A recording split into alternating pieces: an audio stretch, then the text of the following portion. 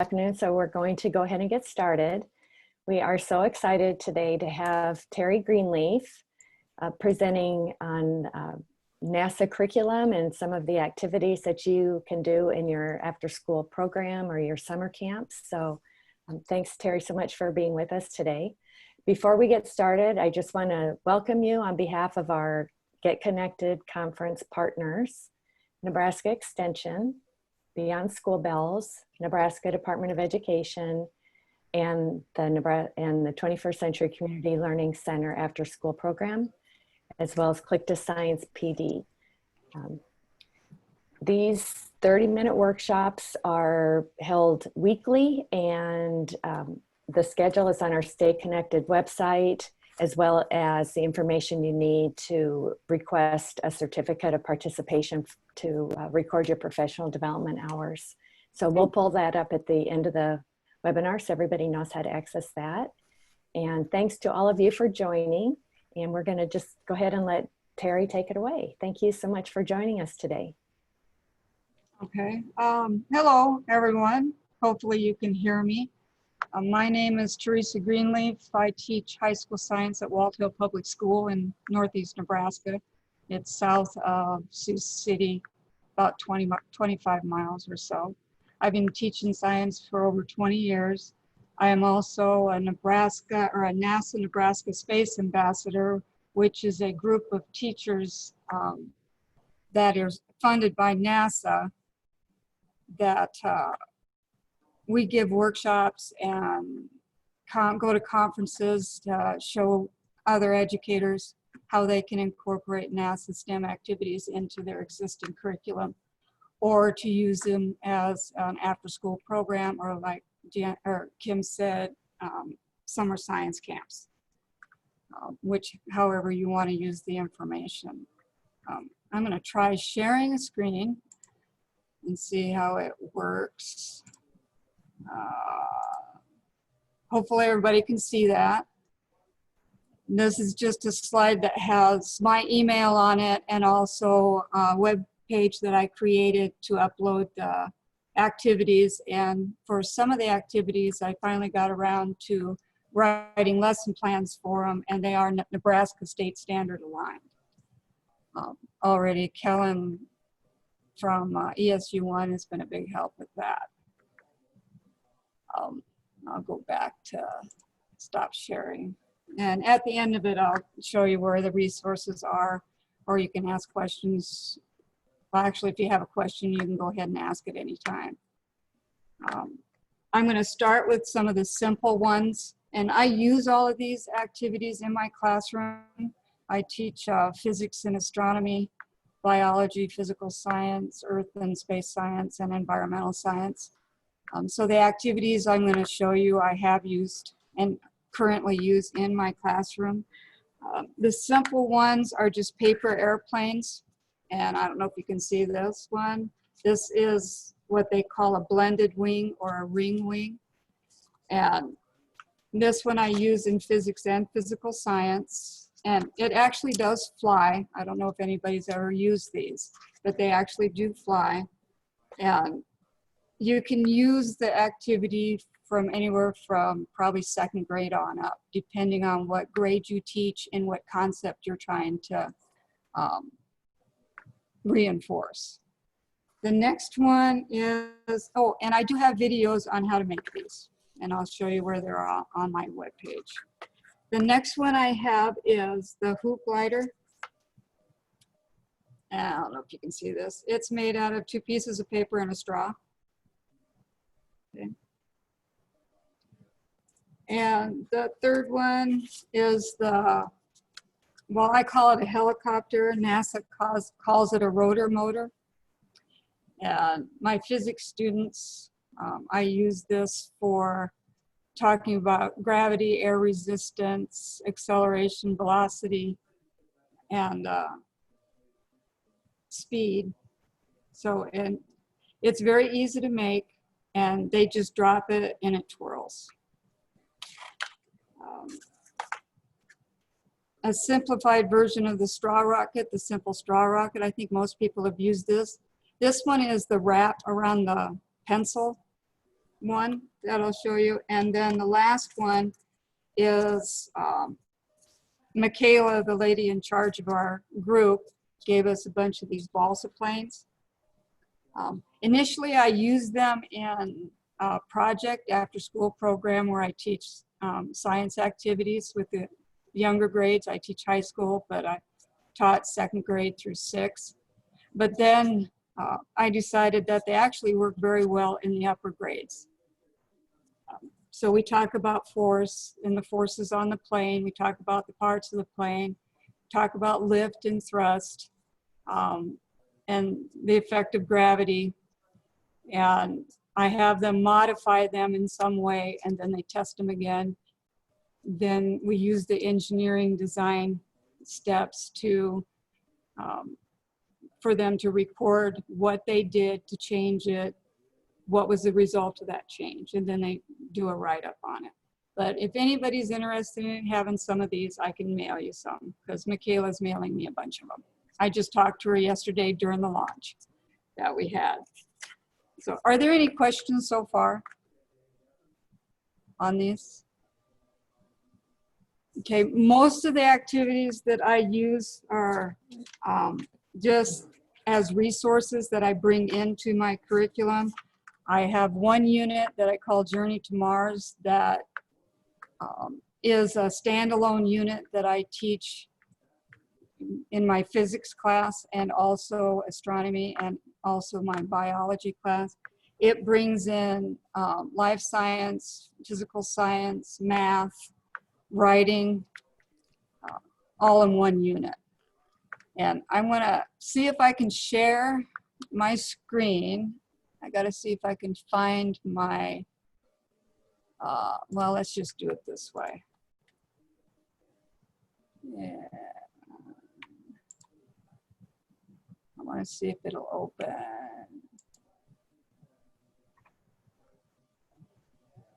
Okay. Can everybody see that?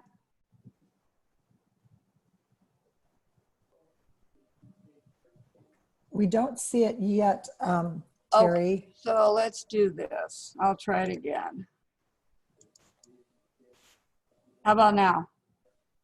Yes. Yes, okay.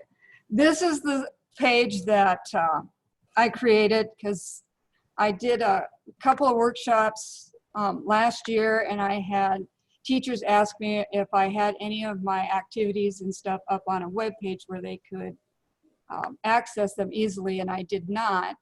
I had them in a Google Drive, and I just shared it with them. But then I decided, since I had way more free time than I was expecting with the shutdown from COVID, that I would create one.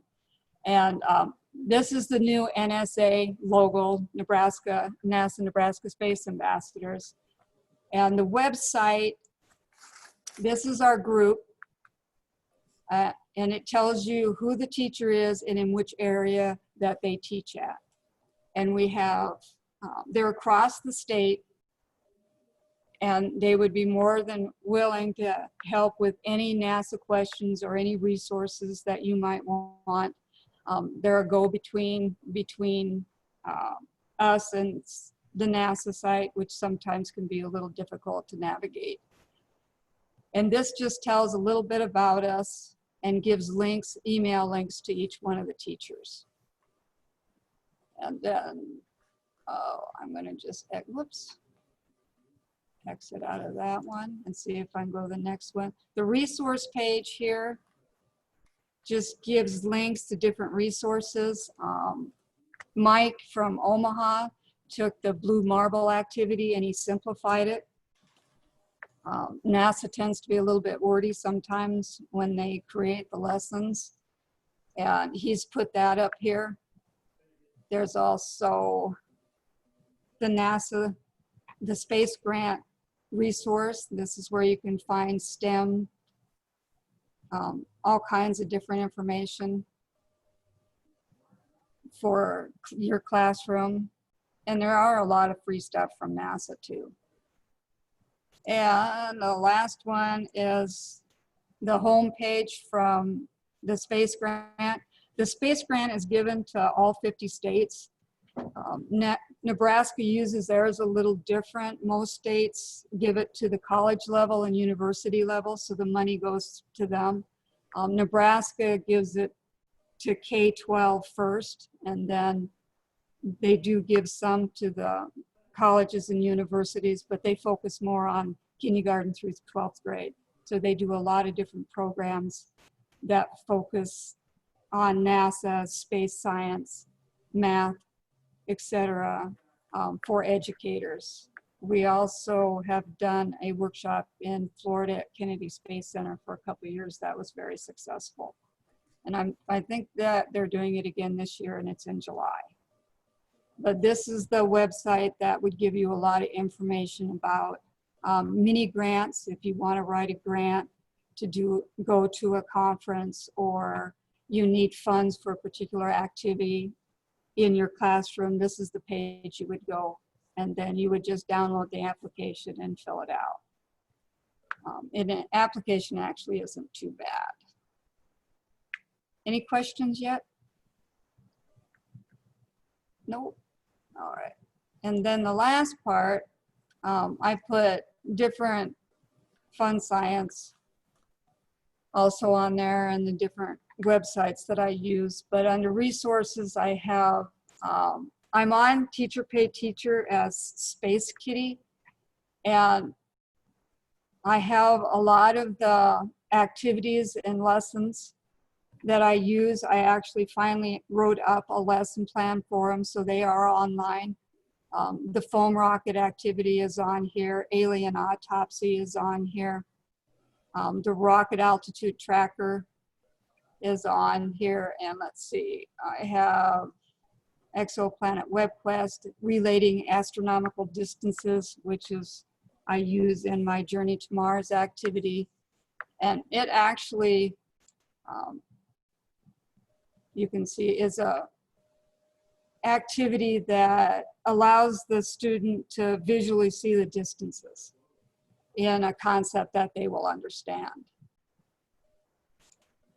And let's see. Oh, some of the sites I put on here for you. This is the BEST site, BEST, and they have a lot of engineering design challenges and activities in here, and they are also separated off into grade levels. So you have K through 2nd, 3rd through 5th, and 6th through 8th. And they have they have the activities are standalone, but they're also, if you want to follow their timeline and their progression. And there's a lot of fun activities in there that are all STEM based. And that's on the BEST website right here. The next one I have is the NASA Beginner's Guide to Rockets. And this is just a sheet that's got a lot of information on it, gives you a lot of background information prior to the activities. It also gives you links to the different types of rockets, the stomp rockets and the bottle rockets and so forth. But it talks about the forces on the rocket, the different parts of the rocket. It also gives you links to the different NASA sites. This one is Glenn Research Center. And they also have the educator's guide that you can download. And it's all free. That's the best part. And you don't have to worry about copyright infringement, because everything that NASA does is basically public owned. And let's see, this is the liftoff guide for K through 2nd grade. And these are pretty much standard on how NASA does theirs. But it gives you how to use the guide, the science behind it, the standards behind it, the objectives, and then the different activities. And this one is specifically designed for K through 2nd grade. So like I said, you can get them specifically aligned for different grades, but most of the activities that NASA has on there, you can adjust. You can make it more difficult or less difficult. Any questions so far? Am I going too fast? I don't want to go too fast. Teresa, this is Lorna. I just put a question in the chat box for you privately, but I know it's hard to catch up. We've used a lot of these activities through Nebraska Blast, but what I'm wondering is, have you used any of these activities in like a grab and go format for our summer science camp, which is usually 3rd and 4th graders, this current one, and it's usually very hands-on, and we take field trips to the, all sorts of places, but can't do that this summer. So it's going to be like a grab and go format where they'll pick up these kits that they complete the activities at home. There might be some online videos and stuff they look at. Have you used any of these? Would any of these be successful in that type of format for that age group? Yes. Oh, yes. Anything particular that really sticks out that I could suggest to my camp coordinators?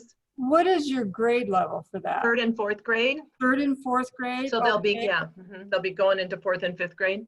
So in this, are you supplying the supplies for it, or are you having to get it at home? Yes, the kits, everything, they'll be putting the kits all together, and everything's in there that they need, unless it's something that, every household would have. But our intention is to have everything in the kit that they need to complete this activity or this experiment.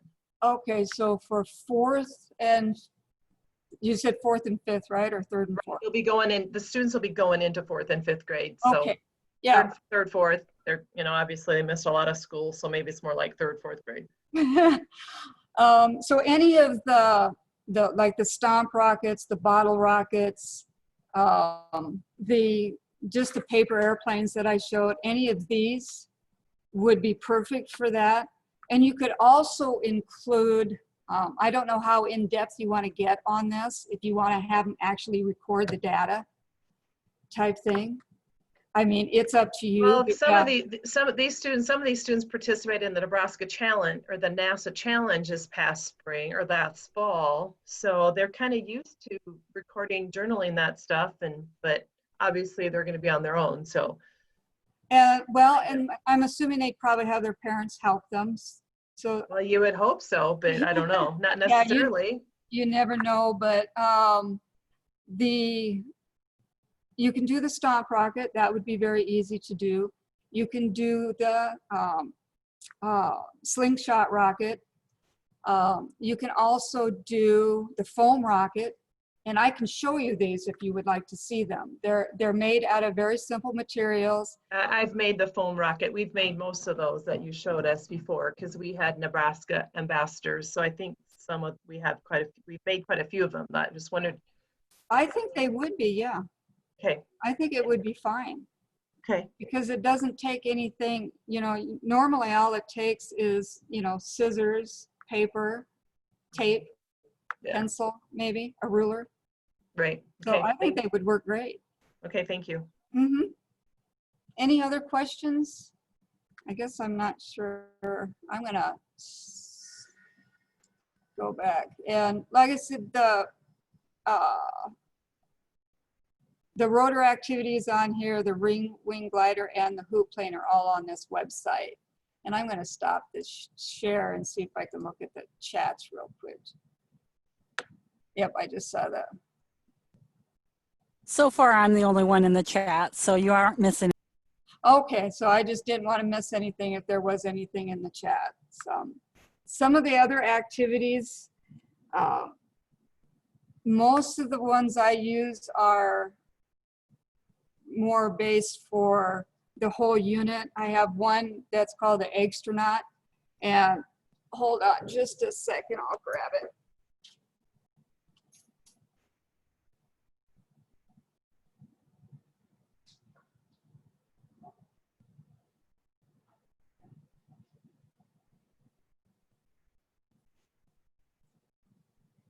It is a variation of the water bottle rocket. Most people have launched water bottle rockets.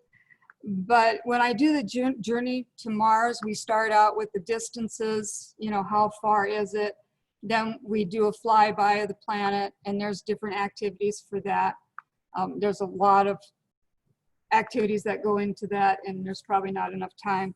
But we also do an activity on the thrust structure, which is the structure that the rocket sits on, and the students build one and then see if it can withstand a rocket being launched. And then for the water bottle rocket, I call it the astronaut, the students have to design a safety capsule for the astronauts to bail out, per se, if something goes wrong. And I don't know if you can see this, but this is my little rocket that, and all it is a water bottle rocket, like a regular water bottle rocket.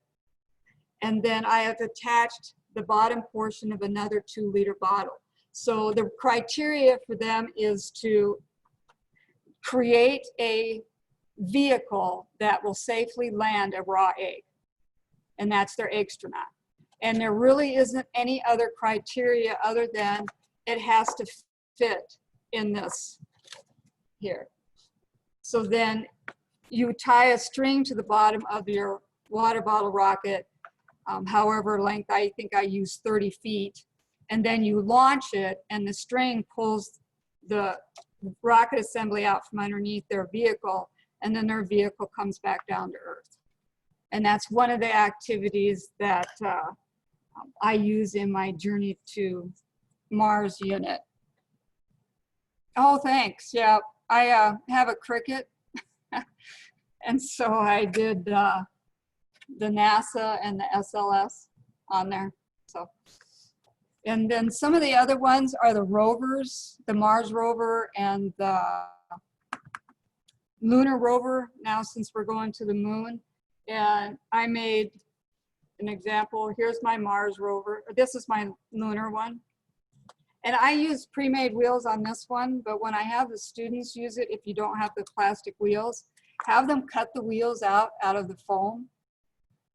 And I use, instead of cardboard for mine, which sometimes can be very difficult to get depending, I use foam insulation that comes in the big sheets.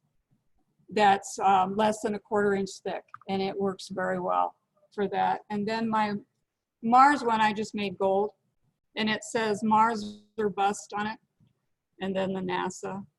But again, these I have them design the standard or the control, and then we test it, and then they modify it in some way, and then we test it again. And then we talk about how much it costs to launch anything in space, you know, and then we move on to their roving on the planet, and they bring back their samples, and that's when I use the NASA glove box, and they do their alien autopsy and that kind of stuff, and they test the samples. So it's a full unit using quite a bit of the different NASA activities. The thrust one is fun. I had teachers do that at a workshop last year at ESU1, and I had them actually build the thrust mechanism, which is a 2x4 with a, it looks like a teeter-totter is what it looks like. So you put the thrust structure on one end with a bottle 2/3 full of water, and then they drop a weight on it and it shoots the bottle up in the air. And then you determine whether or not the thrust structure actually withheld the force. And we talk about how much force is being applied and the acceleration of the bottle, that kind of stuff. So there's, I mean, pretty much NASA's got an activity for whatever you want to use it for. So anything, any questions? And I do have a lesson plan for this one. And then the holder, which is just a bottle cap screwed onto a block of wood, which was, and then I have the students paint their block of wood and then put their name on it. So, okay. Any questions? And if you need any other resources, just let me know, and I can email you everything.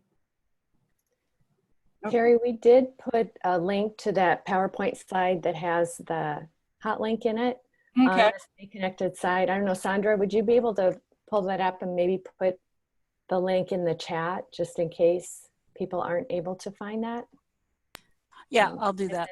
Did you say, I just want to understand what you said, any of those activities that you showed us or any of the information that you shared can all be accessed from that link. Is that right? Yes. Or That goes to your page. Okay. Yeah. So all of the sites that I went to are on my webpage.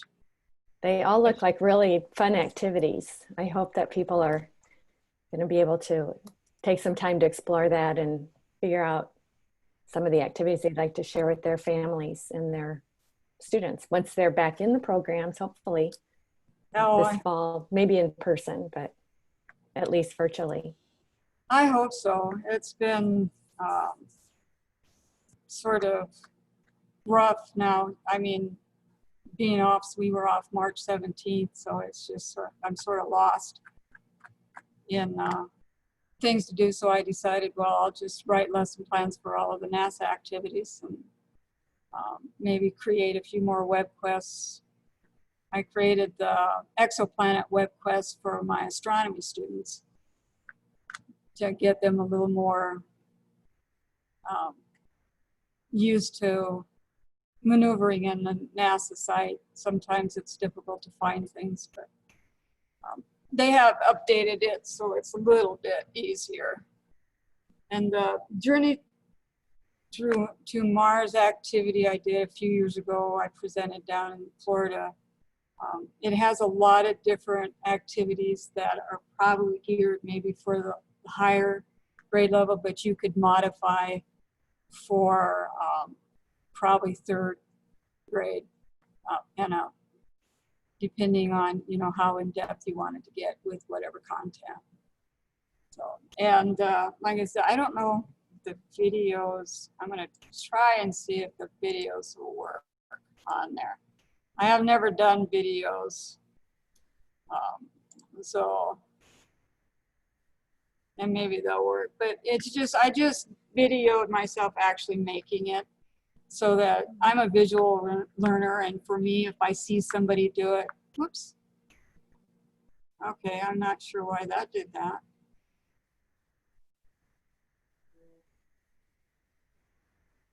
Hey guys, Okay. Today I'm going to be turning this. Maybe it's not working. It did work. I'll have to double check those. I tested it yesterday and they all worked fine. So I'm not sure what the issue is, but like I said, if you have more questions on anything or you want any of the resources like the balsa planes, which that would actually be a really good one for Lorna. Yeah, your students, yeah. These would work really good for that. But, and I have a pattern somewhere where I made one of these bigger out of the insulation. That pink insulation is really good for plane bodies and also rover bodies as well. If you joined after Terry already started at the beginning, she said that you are welcome to contact her and she'll help you with any of, you know, figuring out any of these activities. She offered to help you get the balsa planes or any other materials you might need, but it seems like the NASA activities take a lot of everyday materials. Am I right? Yes. Yeah. Mm-hmm. So Yeah. I mean, this was, you know, just tape, paper, pencil, cardboard, straws, and they do have biodegradable straws now. So I sort of switched to using those. So it's most of the stuff you have in your classroom already. And like the water bottle rockets, I just have students bring in a bottle and then they get extra credit for bringing one in. So that usually ensures that you have enough water bottles for it. So pop bottles. And I'm trying to think of the other, the thrust structure, soft landing. there is, and I don't know if I put that on the link, NASA has, it's a game, it's a card game that I have the students do as well. And it has a mat, which is a rover. And the main point of the game, the goal of the game is for the students to create a science mission that uses the least amount of resources but gets the most amount of science out of it. And each, like, they're sending basically a rover to Mars. So anything that's on the rover has a cost. So they have to keep a sheet that they detail what type of rockets they use to launch their rover, what science equipment do they have, how high a caliber of camera did they put on it. And they keep track of all this stuff, and then the winner is whoever has the most science with the least amount of energy and mass required to ship it. And I did it I teach on an Indian reservation, and I did it during a summer camp in Winnebago. And I did it as an activity just before lunch because it was an all-day, five-day science camp. And the students didn't want to go to lunch because they wanted to finish what they were doing, because they kept saying, well, I know we can get this cheaper. I know we can get it down. And so they just kept playing it, and I finally had to take it away from them and say, go to lunch, you can come back and work on it. They also have a new one, which I don't have the printouts for, on astrobiology, on life on other, or organisms on other planets, which I haven't looked 100% into. I haven't had the time to print the mat. And I just printed it with the color printer at school, trimmed it up, taped it together, and then ran it through the laminator. And I have, I think, 6 mats with all the cards and stuff that goes with it. And it gives the students an idea of the amount of planning, just a little bit of an idea of the amount of planning that goes into a mission. You know, and what NASA looks at and what they're thinking about, you know, when they decide what to actually launch into space. So, and like I said, they have one on astrobiology too. And those activities also are separated by grades. They have 1 3rd through 5th, and then the other one is 6th through 8th, and then high school. And they have all the standards aligned to it, and the teacher manual and everything that goes with it. So. Well, these are great resources. We really appreciate your generosity. Oh, no problem. I'm sorry, sort of like boring with it being online. It's a lot more fun when you actually get to do the activities. And when I do my workshops, a lot of times with teachers, I have them, they are the students. And especially when I'm doing a workshop on science camp stuff, then they're the students, and then we just have a science camp where the teachers do actually everything that I have the students do. And those are a lot more fun, I think, anyway.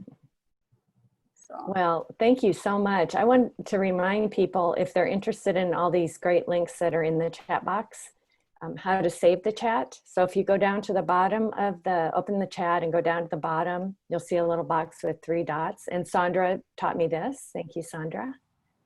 It's very useful. So click on the box with the dots, and then it'll ask you if you want to save the chat. So if you save it, then it'll go wherever on your computer that those saved documents go. Mine go right into a folder called Zoom that I don't think I created. The computer just knew. So make sure that you do that if you're interested. And if there are other links you need, go to Terry's slide with the hot link in it. And if Sandra is our woman behind the scenes here.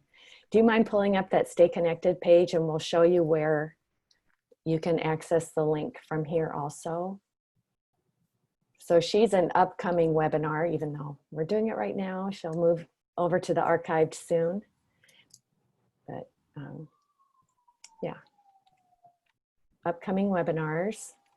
And you'll see that she is listed first. This is the one we're having right now. And then there's a hot link to her webpage and contact information. So while we're here, you can see that next week we have Peter Burnett from the Omaha Henry Dorley Zoo and Aquarium, and he'll be sharing information about how to take your students and families on virtual field trips. And then the upcoming webinars after that will also be listed on this page. And any that we've already had will be under archived webinars, and we're getting those videos closed captioned so we can post them. I think we're all caught up except for last week's and now this week. So we'll keep working on those. And if your staff, you or your staff want to have professional development credit for participation in either live or recorded webinars, you can go to this main Stay Connected page and report your participation here.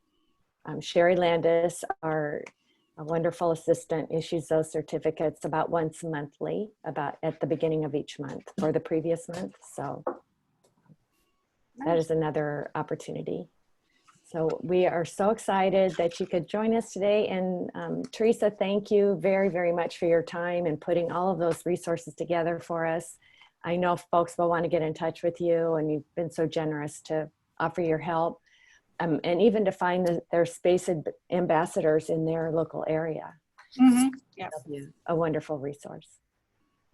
So thank you everybody for joining us, and we will see you all next Thursday at noon to learn more about the Omaha Henry Dorley Zoo and Aquarium and their virtual field trip opportunities. Awesome. So you guys have a great day. Thanks for your time. Thanks so much, Terry. We really appreciate it. No problem. Thank you. Fantastic information. Bye-bye. Bye, everyone.